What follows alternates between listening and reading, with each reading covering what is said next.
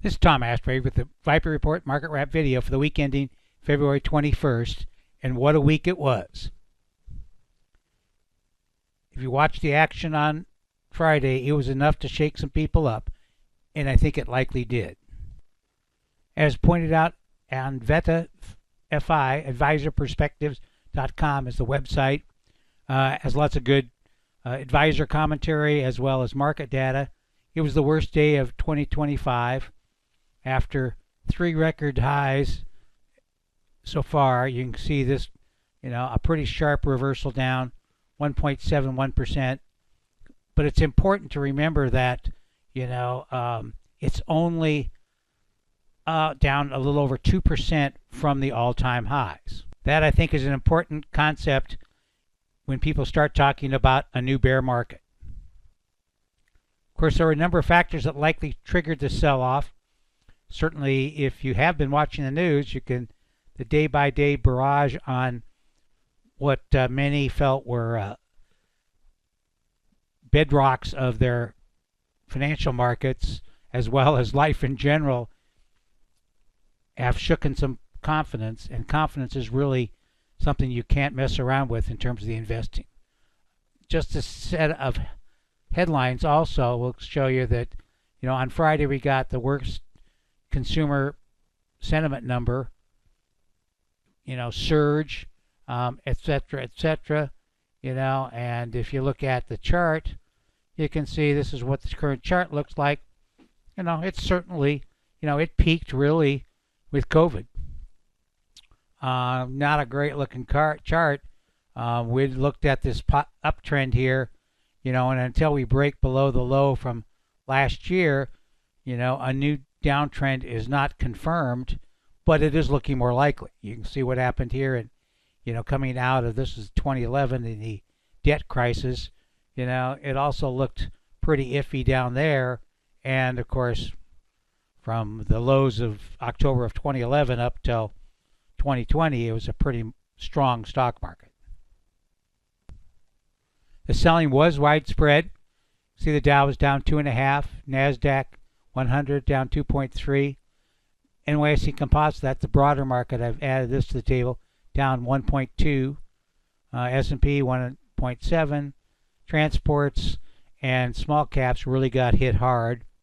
They're considered to be more economically sensitive, down 3.5, 3.6, whereas utilities and gold were the only ones that bucked the trend. Despite all the hand-wringing from Friday's action, you can see we're still just above the prior week's low. That was at 598.50 in the SPY, and then the 20-day or 20-week EMA is at 590.96. Typically, when that 20-week is moving, rising, you can certainly get corrections, but not a major top. The AD line, is just holding above its moving average on the S&P, but let's look at the breadth numbers. Almost 3-to-1 negative breadth on Friday, and for the week they were 950 up, 1885 down on the NYSE, over 2-to-1 negative on the NASDAQ Composite, and on a weekly basis, the new highs were just held above the new lows. The numbers on it looking day to day were not as positive. So looking at this chart, we're still looking for that support at 575 in the SPY as major support, then down to 563. It'll be important that the S&P AD line holds above its flat moving average. We'll look at some other markets that look weaker and some that look stronger. One that certainly looks stronger is the Qs. You can see it was also down pretty much, but also above the prior week's low at 521.95. AD line just recently made a new daily and weekly high like a week ago, so that's still strong. It has support way down in here. Below the AD line, you see the relative performance. It's still above its moving average. It turned down last week, but it does say that the QQQ is leading the SPY. So for now, is likely to decline less than the SPY. Given Friday's selling, there were few bright spots in terms of the supporting stock prices. One was the bond market. 10-year yield dropped sharply on Friday, reaffirming this downtrend. So we got close to a crossover here. Really no signs from the MACDs, of a strong bottom. Normally like to see a 3-week divergence. We didn't see that, so it does look like we're going to head back, to the 4.335 yield area. That's the Stark band, or down to 4.14. So far, the 2-year yields were also lower. You can see by this chart, but they're still range bound. So looking at the weekly chart of the SPY, you can see the lower close, but still, in an uptrend. These are numbers from when we closed at 600, so now we're now closed at 590. We're, envisioning a 2.3% potential to 586.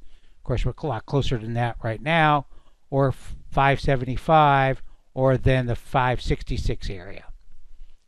Below this, you can see that, as I mentioned prior, the AD line S&P is positive. The stocks only has just mathematically dropped below its EMA by, about 30 issues. So that's more of a concern. All AD line has been stronger, almost made a new high here. So we'll be watching it next week to see if it's also going to cross below its moving average. We've been commenting a lot about the sentiment numbers, and the AAII bullish down to 29.2. You can see this is the spread. That's the percentage bullish minus the percentage bearish. So when it gets down to minus 30, which means that's usually that the bearish sentiment is 30 points greater than the bullish, that's often a good buying opportunity. Right now we're at 11. Given Friday's action and what's going on in the world and in DC, I would think you could get down below 25 in the week ahead. Friday's selling was moderately heavy. Over 50% of the S&P stocks were lower. S&P 1500, the small caps, as I pointed out before, really got whacked. A pattern of lower lows. It seems, increased selling pressure here in the small caps. 64% were down on Friday, and NASDAQ 100 didn't do a lot better, at minus 60. One of the new areas concerned was in the VIX and the VXN. They both popped on Friday, not so surprised. You can see, the VIX is testing this resistance. So if we're going to see a deeper correction, you would see it probably move up into the low 20s, 21 or something, then pull back, and then turn up again to start a new, upward trend, which would be negative for stocks. The VXN, which measures the volatility in the Qs, rose above its moving average, but it's still below its corresponding resistance level.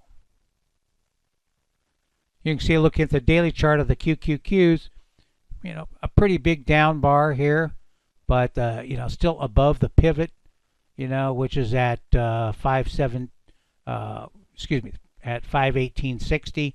We're at 526. We could hit that, in the pre-market on Monday, even without any news. AD line, very strong. Leading price is higher. That would be unusual if we were to see a deeper correction. So it's still well above its moving average, which is rising. So, if you're going to see a deeper correction, look for something like this. You get a drop back below the moving average, then a rally back. Relative performance, as I mentioned before, still favors the Qs.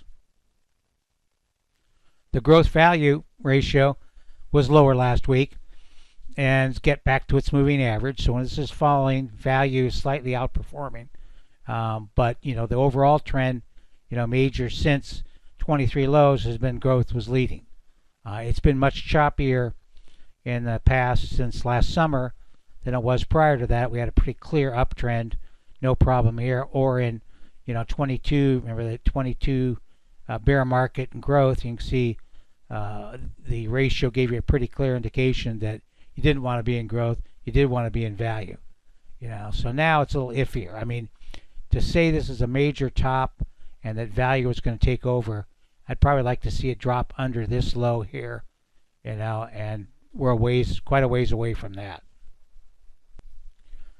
In the growth area, we start commenting on the QQEW. That's the equal weighted NASDAQ 100. And you can see it staged a major breakout here.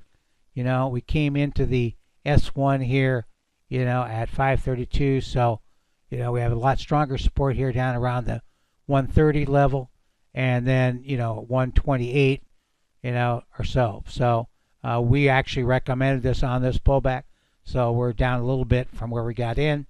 But you can see this is the relative performance part. Still favors, QQEW over SPY. On a rally next week, we'll assess the position and the risk. Looking at the daily AD lines, they do look more negative. You can see the S&P, it's been lagging, of course. It dropped, but it's still above its moving average.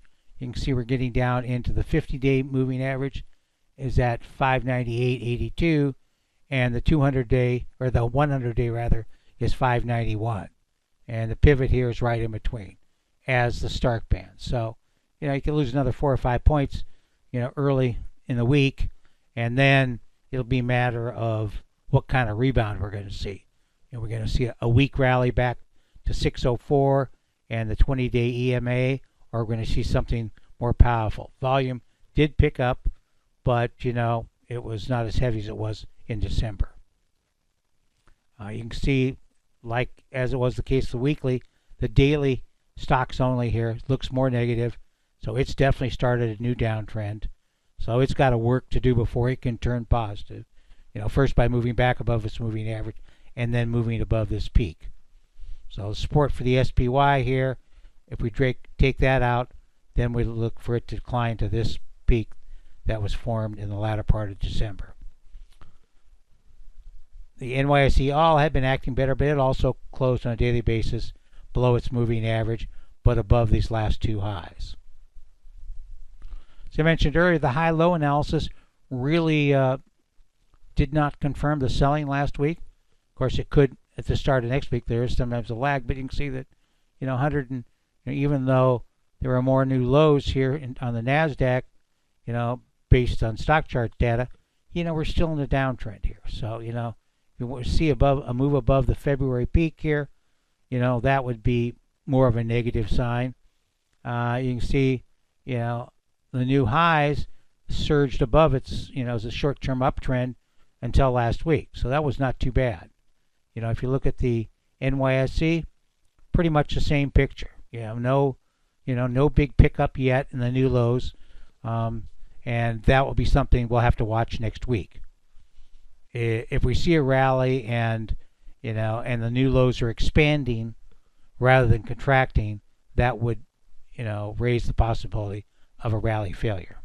The 260 analysis, the futures, flip back to negative on Thursday. You can see here we got a bounce right back up to the 20-period EMA. You can see it turned yellow, so that meant it was declining. Good shorting opportunity, and before the plunge, we've met all the 3 downside targets here. So for Monday's trading, 60.73 is the new pivot on a weekly basis. Let's look at the TNJ watch list. You can see this break of the uptrend. This is the SPXL triple leveraged long S&P. Broke that uptrend. A lot of support down in here. Interesting that the stochastic confirmer, if you can see this, is still up in overbought territory. Now you can look at that as it's got a lot more room to fall, or that the selling really wasn't that substantial on Friday. Time will tell. Basically, 62.6% of the ETFs closed a week above their pivots. There were new negative weekly signals for ARKK, ARKW, VB, VBK, VOT, XHE, which is a health equipment. XLY was really a big one. ITA, defense. No surprise there with the defense cuts and firing of the chief of staff or the a lot of brass. Jets was negative, as was IWF. That's the Russell 1000 growth. Let's look at some of the the changes from last week. Most substantial changes were in the defensive. XLP was 58.3 last week. We didn't have a report, up to 83. Okay. XLV is a little weaker than I would like to see.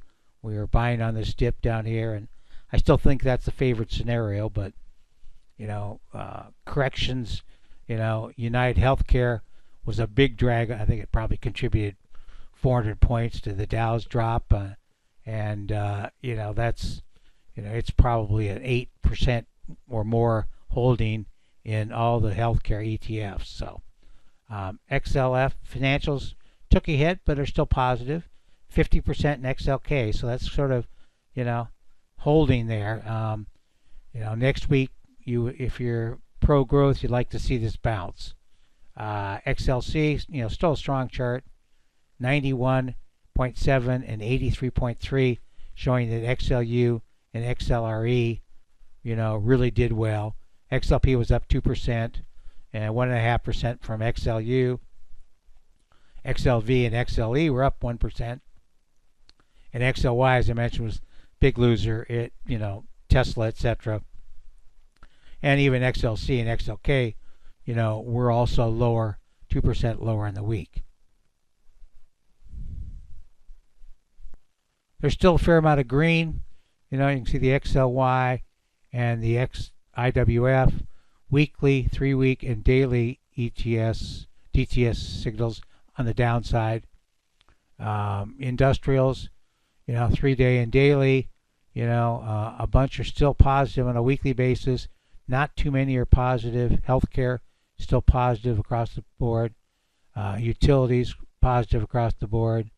XLV, another healthcare ETF, is positive, as is consumer staples. So we'll be watching. You can see the DTSs here. So, if this is just a minor pullback, then we probably won't see 3-day DTS signals. If it's a more serious correction, we'll start to see the 3-day signals flip too. Some interesting developments on the sector RS analysis for both the utilities and the real estate are starting to look pretty good. This is sort of contrary to what we're seeing, in some of the other markets. You can see consumer staples here also strong, and healthcare flip back to positive. It could be another fake out here, but it does look to be a sustainable new uptrend pattern of, higher lows and higher highs is a good thing to see. Drilling down in some of those, you can see ED and Duke just gave new daily buy signals with a 3-day in SRE, and XCL, SRE, and Duke all gave new weekly signals. Pretty strong action. REITs, CCI gave a new 3-day. VICI gave a new weekly. And, some of these other ones we'll keep an eye on as the week progresses for new buy signals, but a lot of green there. You look at the other side of the coin, XLC is still positive, but you can see some cracks in the armor, if you will. Same with technology, lots of red. Microsoft all the way across. Apple's one of the few green ones. Nvidia has a weekly DTS now and a 4-hour DTS. Of course, Nvidia reports this coming week. Looking at the weekly chart does not look too great. It sort of had a rally up to this resistance and lower close. You can see that the RS has just hit its moving average and turned lower. The OBV is still positive, but not by much. If you look at a daily chart, it triggered a low close doji. On Friday we closed below the doji low. Pivot at 129. Would not be surprised to see it get back to the 120 level. You can see that things like the relative performance is still in a downtrend, and for the OBV, it's just rallied back, to its resistance here, and is not showing great strength. One or two quick charts. You can see the RS of the financial has dropped back down below its moving average. That's not a good sign. We took partial profits last week in some of our financial holdings.